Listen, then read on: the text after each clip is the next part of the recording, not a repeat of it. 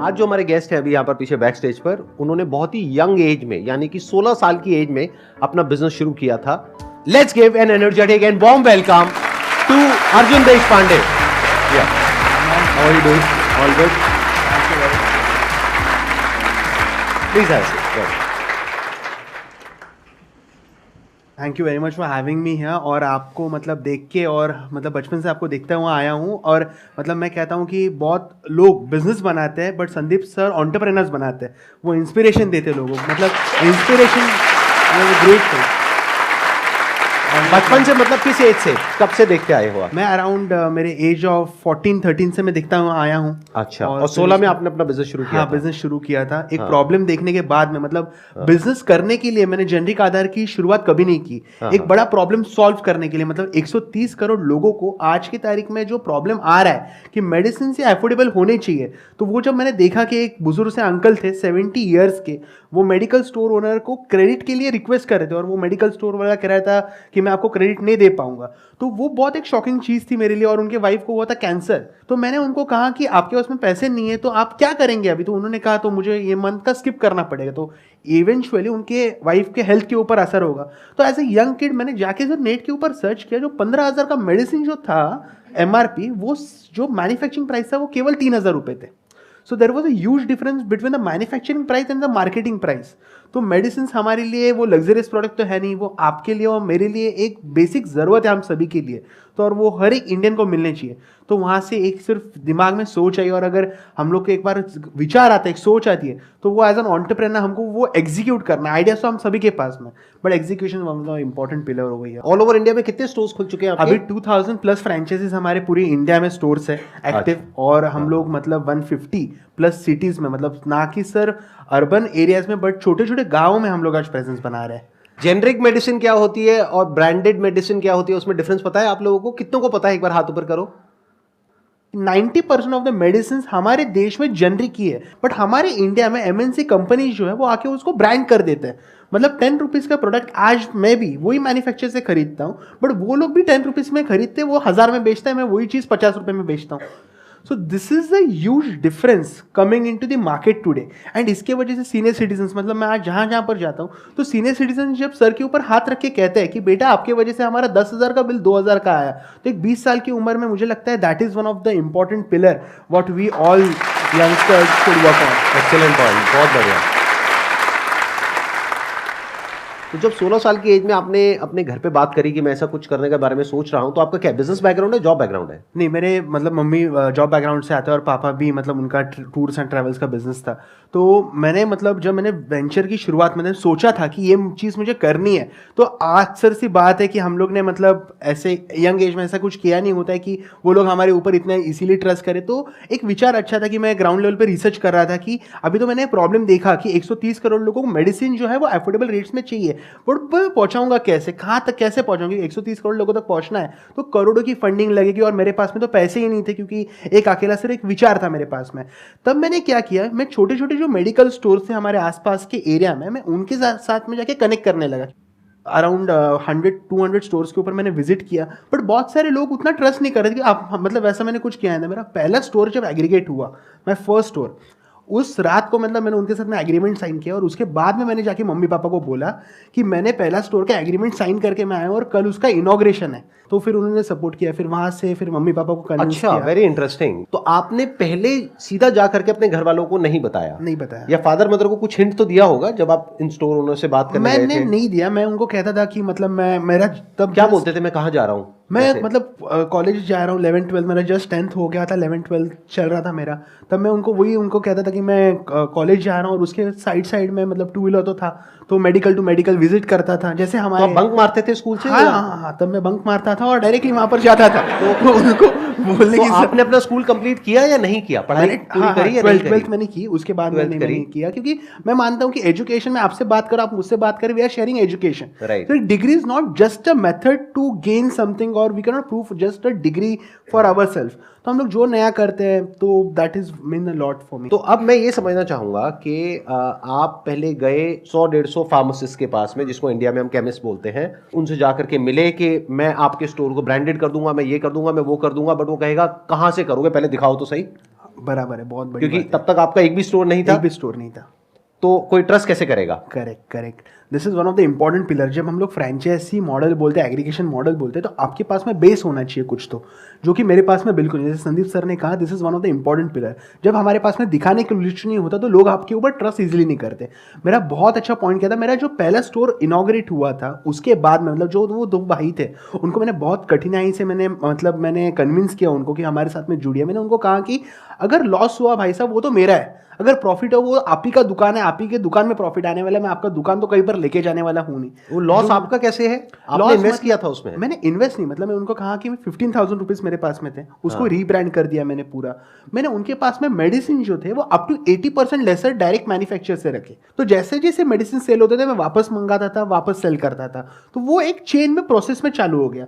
But मेरा जब पहला स्टोर चालू हुआ ना, तब सीनियर सिटीजन्स ने इतना अच्छा डिमांड दिया, बहुत लोग वो स्टोर को सक्सेस, मतलब हमारा पहला स्टोर बहुत सक्सेस हुआ, और वो देख के ही हमारा second store, third store convince हो गया ऑटोमेटिकली। क्योंकि जब हमारा एक सक्सेस स्टोरी चलता है ना मार्केट में, तब लोग सामने से आते हैं कि ये, मतलब वो भाई साहब को लोग आके पूछते थे आप जेनरिक आधार के साथ में जुड़ गए, अभी हम लोग भी इसके साथ में कैसे जुड़े, हमको भी हमारा बिजनेस बढ़ाना है। तो that is all the chain. But आपको शुरुआत, मतलब मैं हमेशा कहता हूं कि 0 to 1 जाना जितना ज्यादा डिफिकल्ट होता है उतना 1 to 10 जाना नहीं होता। अभी आपने एक लाइन यूज करी 0 to 1 जाना बहुत मुश्किल होता है, एक बुक भी है 0 to 1 के नाम से।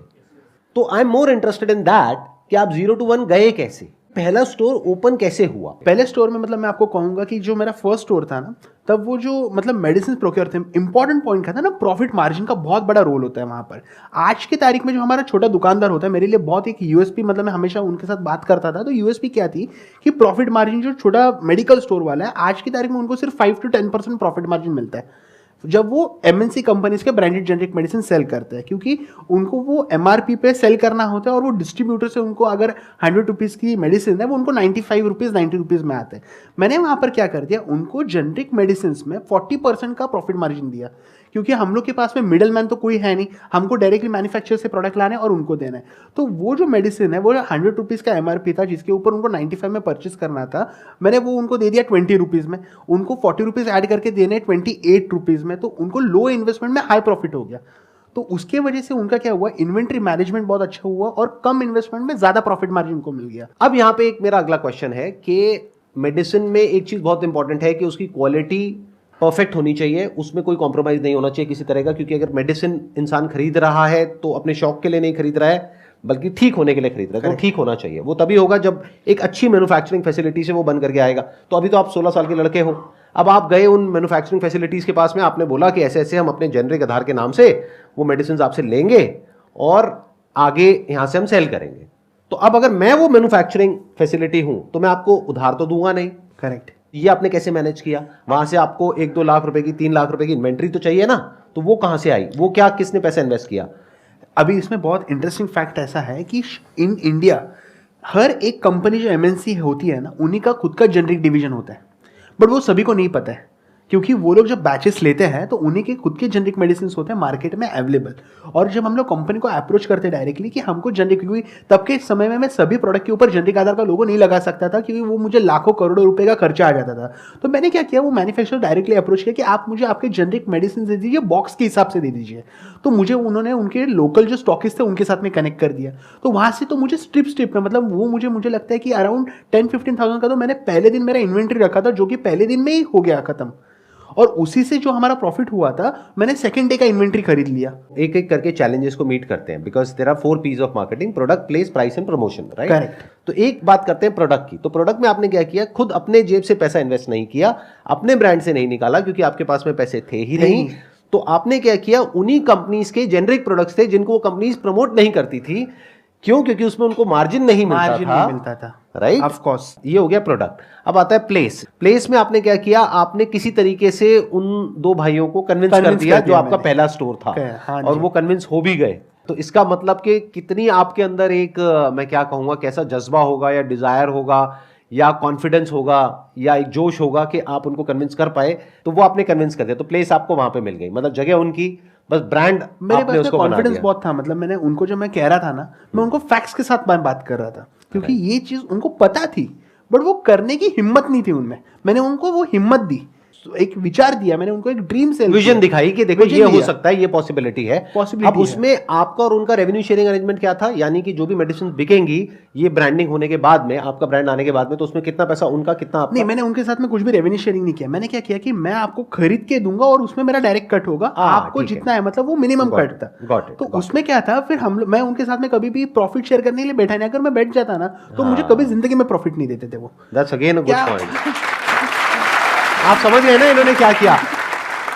इन्होंने कहा आपको मुझे 1 रुपए भी नहीं देना, मेडिसिन मैं ला करके आपको दूंगा सस्ते में। मान लो 100 रुपए की आप बेच रहे हो, मैं आपको ला करके 20 रुपए में दूंगा, आप उसको 28 रुपए की बेचो। कस्टमर को भी फायदा, हाँ जी, आपको भी फायदा। और मुझे 15 रुपए में मिलती थी वो, और आपको 15 रुपए में मिल गई, तो इनको 5 रुपए मिल गया पीछे से। सिंपल हो गया ना बिजनेस मॉडल, यहां पे हमने क्रैक कर लिया।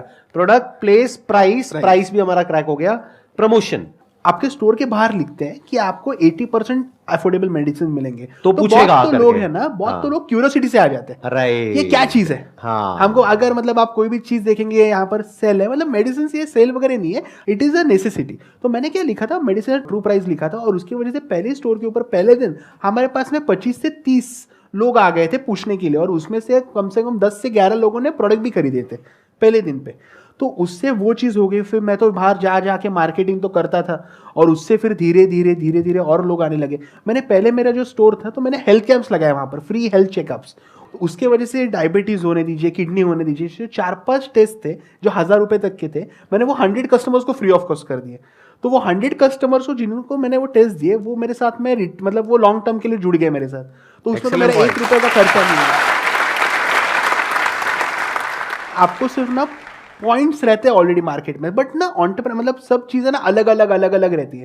एंटरप्रेन्योरशिप हमको क्या रहती है पता है, आपको सब डॉट्स को ज्वाइन करना आना चाहिए। अगर आपको डॉट आपने ज्वाइन कर दिया, इसका डॉट यहाँ पर, इसका डॉट यहाँ पर, तो आप बिजनेस बना सकते हैं। ये देखिए, पैसा तो आज देश में हर कोई कमाता है, पैसा कमाना बहुत आसान है, बट एक प्रॉब्लम को सॉल्व करना वो बहुत डिफिकल्ट है। Idea that to a big problem which is a genuine problem. हर कोई बिजनेस यही बोलता है कि मैं एक जेन्युइन प्रॉब्लम को सॉल्व कर रहा हूँ। जो बर्गर बेच रहा है वो भी यही बोलता है कि मैं एक जेन्युइन प्रॉब्लम को सॉल्व कर रहा हूँ। राइट, अब वो दुनिया जानती है, अब वो एक्चुअल में असलियत क्या है वो हम सबको पता है कि वो प्रॉब्लम सॉल्व हो रही है, प्रॉब्लम बढ़ रही है। राइट, हाँ। आई मस्ट से इट्स वेरी इंप्रेसिव जिस तरह से रतन टाटा जी ने आपके इसमें इन्वेस्ट किया और आपको सपोर्ट किया, उसके अलावा आपने इन्वेस्टमेंट रेस करी। तो एक स्टैंड पॉइंट से देखा जाए, दुनिया के स्टैंड पॉइंट से, तो you have achieve massive success at a young age because you are just 20 years old. Actual में जो रियल चैलेंज है वो अब आने वाला है आपको। क्यों आने वाला है उसके पीछे रीजन बता देता हूं। अब आप अपने ब्रांड के नाम से मेडिसिन दे रहे हैं, यानी कि जेनरिक आधार के नाम से वो मेडिसिन दे रहे हैं, जो आप पीछे उन्हीं कंपनी से बनवा रहे हैं, उन्हीं मैन्युफैक्चरिंग फैसिलिटीज से बनवा रहे हैं जहां से बड़ी बड़ी कंपनीज बनवाती है। करेक्ट, तो उसी क्वालिटी स्टैंडर्ड्स के अकॉर्डिंग। Right, yes. क्योंकि आपने इन्वेस्टमेंट रेस कर ली है, तो जो इन्वेस्टर्स है वो आपके ऊपर प्रेशर क्रिएट करेंगे अपना मार्जिन इंक्रीज करने के लिए। तो अब आप अपने आप को किस तरीके से रोकेंगे, that is a big question. ये बहुत बड़ी बात है। आपने जैसे कहा, मतलब मैंने अगर इन्वेस्टमेंट अगर रेज भी किया है तो वो मैंने सस्टेन होने के लिए नहीं किया है, एक्सपेंड होने के लिए किया है। तो मैंने जो इन्वेस्टर्स, मतलब generic Aadhaar is from the day one, it's a profitable startup, it a profitable company. हम लोग आज तक एक भी रुपया बंद नहीं करते। आजकल हम लोग जो स्टार्टअप बबल देखते हैं तो हर एक कंपनी लॉसेस में है, बहुत सारी कंपनीज, उसके वजह से उनको इन्वेस्टर्स का प्रेशर आता है। बट जेनरिक आधार हम लोग ने क्या किया, बहुत माइन्यूट से इक्विटी दिया, उसमें ज़्यादा इक्विटी हम लोग ने दिया नहीं। इसकी वजह से we are not on the other side that we have to, मतलब वो इन्वेस्टर प्रेशर के ऊपर रहना है। बिकॉज मेरा वो मेंटेलिटी नहीं है कि हम this is a cause we have to solve on. ये प्रॉफिट बढ़ाने के लिए चक्कर में हमको हमारा कॉज नहीं भूल जाना है। यहाँ तक की स्टोरी बहुत अच्छी है। और अभी क्या हो रहा है, अब आपको धीरे धीरे एक्नॉलेजमेंट भी मिल रहा है। अब आप इस प्लेटफॉर्म पे आए, और भी प्लेटफॉर्म्स पे आप जा रहे हैं, और भी लोगों से मिल रहे हैं, धीरे धीरे सोशल मीडिया पे भी आपके बारे में बात हो रही है। तो अब क्या होगा कि जब सक्सेस मिलती है और सक्सेस के साथ में फेम मिलता है, तो धीरे धीरे हमारी जो वैल्यूज़ हैं वो बैक सीट ले लेती है। ऐसा 99% लोगों के साथ मैंने होते हुए देखा है। तो मेरे स्टैंड पॉइंट से अगर देखा जाए तो आपका सबसे बड़ा दुश्मन कोई और नहीं होगा, आप खुद होगे। क्योंकि आपका जो माइंड है उसके अंदर desires, greed, envy, jealousy, anger, frustration सबके अंदर होता है। मेरे अंदर भी, आपके अंदर भी, हम सबके अंदर है। तो जब वो हावी होता है तो इंसान का दिमाग पलटने में 1 सेकंड लगता है। बराबर है। तो वो आज नहीं तो कल पलटेगा। तो आप कैसे रुक पाओगे अपनी वैल्यूज पे? क्योंकि अगर आप अपने ब्रांड से बेच रहे हो तो किसी को नहीं पता कि आपका मार्जिन क्या है। और अपने मार्जिन को बढ़ाना आपके लिए बाएं हाथ का खेल है। तो अब क्या होगा कि फ्यूचर में आप खुद धीरे धीरे आप देखोगे कि आप खुद एक फार्मा कंपनी बनते चले जाओगे। एक थॉट से, एक आइडिया से एक शुरुआत हुई थी। तो इसको प्रोटेक्ट करने के लिए what we need is we need a very strong commitment from your side. If you're not ready to give that kind of a commitment, that's absolutely fine, that's your call, but I'm putting you in a hard spot कि अगर इस platform पर आप एक commitment दे सको तो ये problem हमेशा के लिए सॉल्व हो जाएगी और लोगों की। यानी कि एक मेडिसिन का प्राइस होता है एक्स, जितने में वो मार्केट में बिक रही है, उसको हम बोल सकते हैं एवरेज प्राइस। क्या ये आप कमिटमेंट दे सकते हो पब्लिक प्लेटफॉर्म पर लोगों को कि हम ये जो average price of branded medicine है उससे इतना परसेंट तो ऑफ होगा ही होगा? कमिटमेंट अभी भी मैं देता हूं और ऑलरेडी मैंने दे चुकी है 50% टू 50% के नीचे, 49% भी नहीं, 50% के नीचे ही हम लोग डिस्काउंट तो फिक्स देने ही वाले हैं, 50 टू 80। और मैं आपको कहता हूँ 70% मेडिसिन ऐसे जिसमें हम लोग 80% डिस्काउंट देते ही देते हैं। तो आपने जैसे कहा कमिटमेंट, तो वो तो डेफिनेटली 50% तो हम लोग देंगे ही देंगे। मतलब 100 रुपये का चीज़ है मार्केट में, वो हम लोग 50 रुपये में देंगे, मतलब देंगे। और वो अगर हम लोग है तो 20 रुपये तक देंगे हम लोग। So that is 100% for sure from my side. Excellent point जी। You need guts to say that। और मैंने ये क्यों किया मैं आपको बता देता हूँ, क्योंकि जो आप काम कर रहे हो ना, that's like a dual-edged sword। क्योंकि आप एक बहुत बड़ी प्रॉब्लम को सॉल्व कर रहे हो इस वक्त। मतलब आप खुद क्या कर रहे हो वो अभी आप खुद भी नहीं जानते हो कि ये कितने बड़े लेवल पे कितने लोगों का भला हो सकता है इसकी वजह से। सो आई वांटेड कि मैं ऐसा कुछ करूं कि आपके ऊपर एक जिंदगी भर के लिए एक प्रेशर क्रिएट हो जाए कि अब मैं 50% एक तरह से लक्ष्मण रेखा हो गई कि इसको हम लांग नहीं सकते, नहीं तो जनता छोड़ेगी नहीं ना। हाँ, तो ये जरूरी है, क्योंकि क्या होता है, नहीं तो ये जो ग्रीड है ना, ये एक बार शुरू हो जाए ना खेल, एक बार, तो वो कैसे स्नोबॉल इफेक्ट बनता है कोई सपने में भी नहीं सोच सकता। आप लोग अगर अपने माइंड में कभी झांक करके देखेंगे ना, आई एम नॉट श्योर आप में से कितने रेगुलरली मेडिटेशन करते हैं या नहीं करते हैं, बट अगर कभी आप झांक करके देखेंगे अपने माइंड में, ऐसी ऐसी चीजें आपको दिख जाएंगी, ऐसा ऐसा कुछ दिख जाएगा कि ये कह लो जो पूरी जो ह्यूमैनिटी है उसका जो माइंड का स्ट्रक्चर है, माइंड की जो प्रॉब्लम्स वो आपको सब यहाँ पे नजर आ जाएगी। Greed, envy, jealousy, anger, frustration, depression, anxiety, सब कुछ नजर आएगा। तो है सबके अंदर, लेकिन क्या रोकता है हमको वो गलत काम करने से? वो है जब हम पब्लिक में आकर के कुछ बोल देते हैं, वो हमको रोक सकता है। कुछ ऐसा बोल देना होगा, कुछ ऐसा कर देना होगा कि आप उससे पीछे ना हट सको। वही आज यहां पर हुआ है, जो इन्होंने बोल दिया है कि 50% टू 80% तो रहेगा ही। मतलब मिनिमम एक बेंचमार्क आ गया, 50% तो रहेगा ही। क्योंकि जिस दिन जेनरिक आधार के मान लो 10,000, 20,000, 50,000 स्टोर्स खुल गए पूरे इंडिया में, गली गली में दिख रहा है, और प्लस इनका खुद का एक इतना बड़ा ब्रांड बन गया, तो ये खुद एक फार्मा कंपनी से कम नहीं है as far as turnover is concern. इनकी टर्नओवर भी 10,000 करोड़, 20,000 करोड़ पहुंचने में टाइम थोड़ी ना लगेगा। तब ये अपने आप में एक बहुत बड़ी एक monopoly kind of a situation create कर देंगे, जहां पर के लोग ट्रस्ट करेंगे जेनरिक आधार के ऊपर। अब अगर उस वक्त इन्होंने अपने मार्जिन बढ़ाने शुरू कर दिए, ये पॉडकास्ट देखूंगा वापस, तो ये पॉडकास्ट आपको काम आएगा। तो पॉडकास्ट देखो। और एक चीज, मतलब मैं फैक्ट ये आपको 5 साल बाद रोकेगा, 10 साल बाद, 20 साल बाद रोकेगा। और मतलब ये चीज आपसे बहुत सीखने जैसे, मैं मतलब संदीप सर के मैं सभी को पता है, मतलब वो YouTube इतना अच्छा बड़ा चैनल तो भी मॉनिटर कुछ नहीं करते वो चीज़ को। मतलब सब है उनके पास में आज की तारीख में, बट वो चीज़ को उन्होंने, मतलब ये हमको उनसे सीखना चाहिए। मतलब हमारे पास में जब सब होता है, फेम होता है, सब कुछ होता है, बट वो हम लोग अगर वो चीज़ बिजनेस नहीं कर रहे हैं, उसका मतलब उससे ज़्यादा बड़ी चीज़ कुछ नहीं हो सकती इनके जैसे। तो hats off to you for that. मतलब आप अगर ये चीज़ अगर मुझे कहेंगे ना, तो डेफिनेटली मन से मुझे आनंद हुआ ये चीज़ का, क्योंकि वो आपने चीज़ करके हो चुकी है आपकी, आपने वो सब आप में, मतलब वो सब कुछ नहीं है चीज़ें आप में। तो अगर आप वो मुझसे एक्सपेक्ट करेंगे तो डेफिनेटली मैं हाँ ही बोलूंगा वो चीज़ के लिए। मुझे यही देख करके खुशी हो रही है, क्योंकि जब आप यहाँ पर आए थे, आपने बताया कि आपने 14 साल की एज से मेरी वीडियोस देखी करी, तो आई एम श्योर आपने ये सब देख रखा होगा, आपको मेरे बारे में सब कुछ पता होगा। तो आई वॉन्टेड कि जब आप इतने मैसिव लेवल पे कुछ करने वाले हो, that too in the social entrepreneurship category. एक होता है नॉर्मल एंटरप्रेन्योरशिप, एक होती है सोशल एंटरप्रेन्योरशिप। सोशल एंटरप्रेन्योरशिप का मतलब ये नहीं होता चैरिटी, मतलब होता है कि ये अपना पैसा भी कमाएंगे, लेकिन उस ग्रीड को अपने ऊपर हावी नहीं होने देंगे। वो जो कॉज है, यानी जो सोसाइटी का भला है, वो हमेशा फ्रंट में रहेगा, और जो प्रॉफिट है वो सेकेंडरी रहेगा। That is the idea. क्योंकि प्रॉफिट नहीं होगा तो ऑपरेट कैसे करेंगे, सस्टेन कैसे करेंगे? जैसे मैं ये जो काम कर रहा हूं, मैंने अपने लिए बड़े अच्छे से प्लान करके, जिसको फाइनेंशियल प्लानिंग बोलते हैं, एक स्ट्रक्चर बनाया हुआ है कि मुझे किसी तरह की कोई प्रॉब्लम नहीं है और होपफुली अगले 50 साल तक भी नहीं आने वाली है। मैंने इस तरीके से प्लानिंग कर रखी है, तो मुझे किसी के आगे हाथ नहीं फैलाना पड़ेगा कभी भी। करेक्ट। इस काम के लिए the problem with this work that I am doing is कि the moment I ask someone, चाहे वो ऑडियंस हो, चाहे वो कोई इंसान हो या कोई ऑर्गेनाइजेशन हो, उससे मैं बोलता हूं कि भाई मुझे पैसा दे दो ये काम करने के लिए, बराबर, तो उनकी शर्तें आ जाएंगी। शर्तें आ जाएंगी। वो कहेंगे कि ठीक है हम देते हैं आपको 10 करोड़ रुपए, 20 करोड़ रुपए, बट अब आपको ये करना पड़ेगा, अब ये इलायची बेचनी पड़ेगी। तो इलायची मैं खाता ही नहीं, मैं इलायची क्यों बेचूं? आई डोंट लाइक इलायची। Thank you so much for coming, it was pleasure meeting you, pleasure talking to you, wish you all the best. आप बहुत अच्छा काम कर रहे हो, I must say that, and keep doing it. Big round of applause for him.